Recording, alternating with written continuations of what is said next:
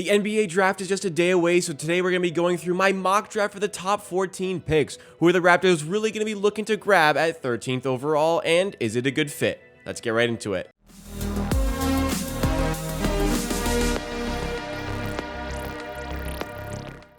Welcome everybody to Amateur Hour TV. This is the second channel in the Amateur Hour Production Network where I can go through additional NBA content with that particular focus on the Toronto Raptors in a different sort of style of video. One where I can also do screen sharing, and I can do that for my mock draft that I have today. Going through the top 14 picks, the lottery picks for the upcoming draft. Going to talk about the fit, why the team might go for them, and let's get right into it. So first of all, we don't need to spend any time on this one.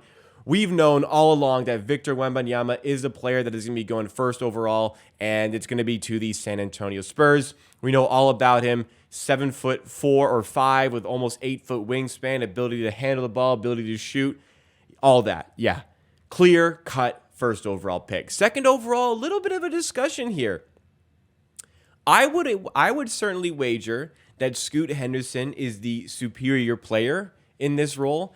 I would certainly wager that, but supposedly Charlotte are looking towards Brandon Miller. So this is not my order, but this is the order I think it will be. All signs are pointing towards Brandon Miller being the second overall pick going to the Charlotte Hornets. They want a forward to pair with LaMelo Ball rather than another guard. And Brandon Miller is a great player, spaces the floor really well, a lot of different ways he can score. Very dynamic player for his size, but I just feel as though Scoot Henderson, who's going to be going number 3 to the Portland Trail Blazers in this mock, I feel as though the explosiveness in the point guard position, his ability to run the offense, really showing signs of being able to shoot the ball as well. I think that like any other year, we would be seeing Scoot Henderson go as the first overall pick. It's just, hey, you ran into Victor Wembayama this year, and that's why you're going to be ending up in this position here. I just realized the names are cut off in the screen share. Apologies, I'm not going back to change it. But I'm telling you the names, and number 4, I have Amen Thompson, I believe it's Amen Thompson.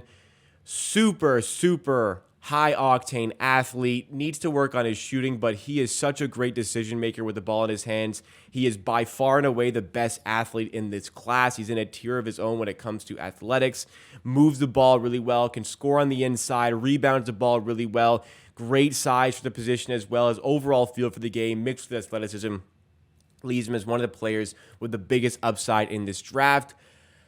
If Scoot Henderson goes second overall, I think there's a potential shot that Portland go for Amen Thompson third overall and Brandon Miller falls to 4. I'd be interested to see how that goes, but Amen Thompson in this one, thinking that it's going to be Brandon Miller going 2. I have Amen Thompson go to the Houston Rockets. Houston will be very, very pleased to pick him up over there. Number 5, I'm going to go with Cam Whitmore in this spot.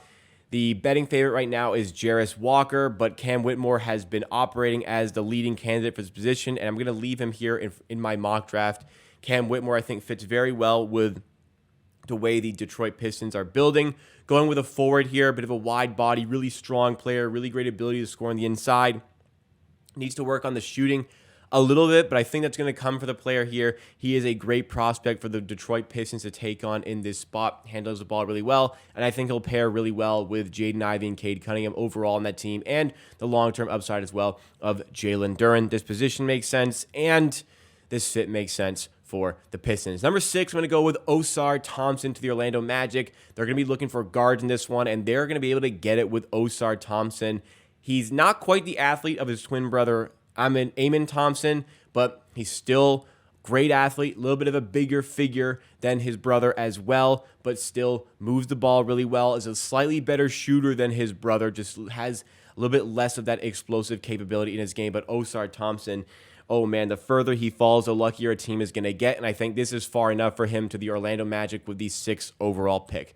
Number 7, I have Taylor Hendricks going to the Indiana Pacers. I think they're going to be going for a forward here. The amount of times last season they had to play 4 guard lineups with Miles Turner, they're going to want somebody bigger here, and Taylor Hendricks fits the bill. Really great upside as a role player, projects to be a starting player, a starting 5 caliber player for his entire career. Excellent three-point shooter, excellent defender, moves his body really well, really nimble player, really nimble athlete for a 6'9" player. So I think he'd make a formidable front court duo for any team in the power forward slot. Maybe some signs as a stretch 5, but his finishing around the rim needs to clean up. But clear 3-and-D potential at 6'9". That is something that fits really well with the Indiana Pacers right now and for the future, playing with a guy like Tyrese Halliburton. So I just love the fit here too much to not put him over here. This leaves Anthony Black to go to the Washington Wizards. I could see Black going number 6 to the Orlando Magic, but I think this is the right spot for him. The Washington Wizards in a transition phase need to be rebuilding. Looks like they're going to be rebuilding, of course, after that Bradley Beal trade. But Anthony Black, though his shooting needs a lot of work, he has tremendous upside as an athletic 6'7" point guard. Gets to the rim extremely well, is an extremely adept defender, very, very good defender, one of the best defenders in this class.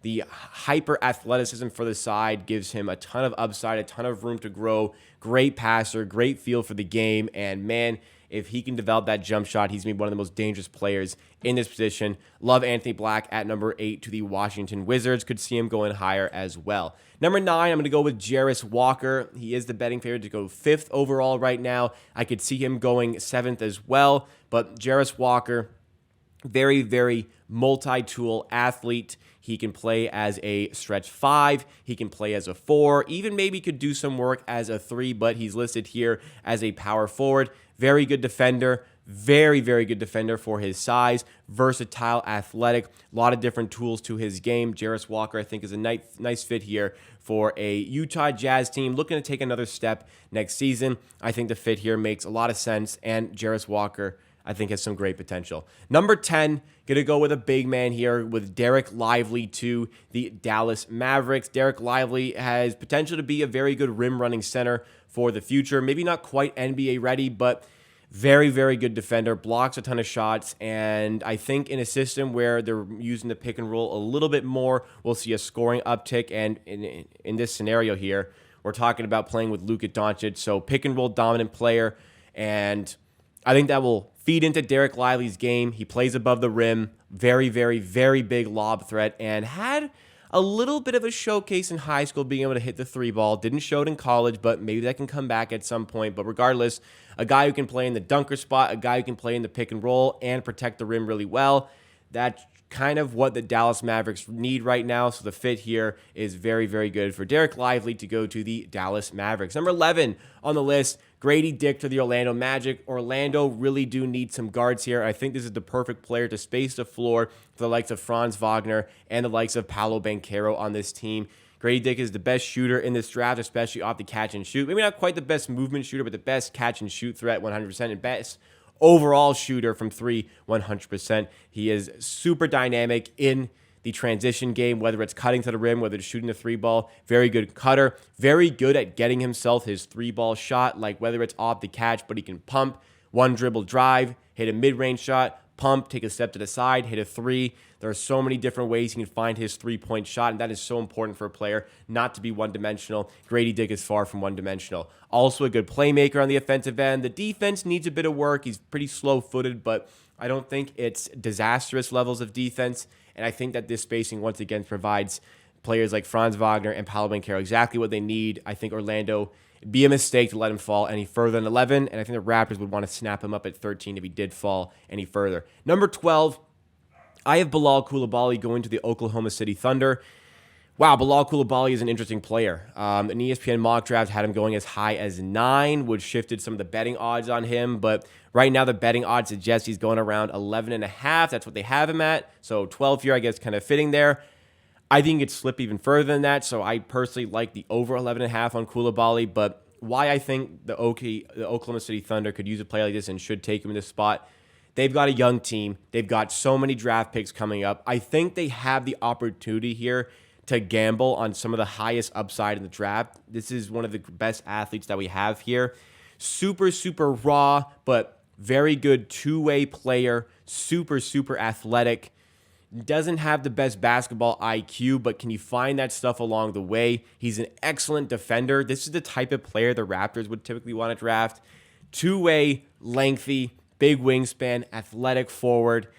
That is also the kind of traits that the Oklahoma City Thunder have been looking for in recent times as well. But Bilal Coulibaly, I think is a player they can take a stab on here. If they don't, be interesting to see if the Raptors would snap him up at 13th overall. But far from a finished product, but if OKC can get the development genes in there, he can be a great player. At number 13, the reveal here.